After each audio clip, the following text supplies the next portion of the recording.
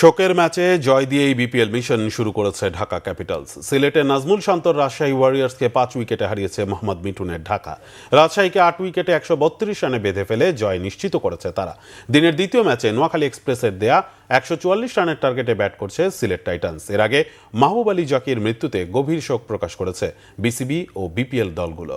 উদ্বোধনী ম্যাচে দারুণ জয়ে টুর্নামেন্ট শুরু করেছিল রাজশাহী ওয়ারিয়র্স। অধিনায়ক নাজমুল হোসেন শান্তর ক্যাপ্টেন্স নক সেঞ্চুরিতে সিলেট টাইটান্সের 190 রান সহজেই টপকে যায় তারা। কিন্তু দ্বিতীয় ম্যাচেই শান্ত বাহিনীকে মাটিতে নামিয়ে এনেছে ঢাকা। টস হেরে ব্যাটিংয়ে নেমে ঢাকার দুই পাকিস্তানি স্পিনার ইমাদ ওয়াসিম এবং সালমান মির্জার টাইট বোলিংয়ে চাপে পড়ে রাজশাহী।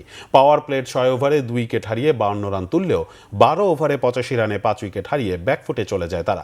পাকিস্তানি দুই বোলারকে ভালো সহায়তা দিয়েছেন স্বাগতিক 3 বোলার নাসির হোসেন, সাইফুদ্দিন এবং জিয়াউর রহমান। রাজশাহী টেলেন্ডাররাও পারেননি দলকে বড় সাপোর্ট দিতে। তাতে 8 উইকেটে 132 রানের স্কোর নিয়ে সন্তুষ্ট থাকতে হয় তাদের। দলের পক্ষে শান্ত 37, মোহাম্মদ নওয়াজ অপরাজিত 26 এবং মুশফিক রহিম করেছেন 24 রান।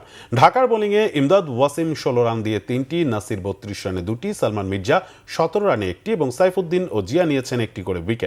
জবাবে আব্দুল্লাহ আল মামুনের 45 রানের সাথে উসমান খান, নাসির হোসেন, সাব্বির রহমান ও শামীম হোসেনরা ব্যাটিংয়ে প্রয়োজনীয় সাপোর্ট দিলেও 5 উইকেটে জয়ে টুর্নামেন্ট শুরু করে ঢাকা।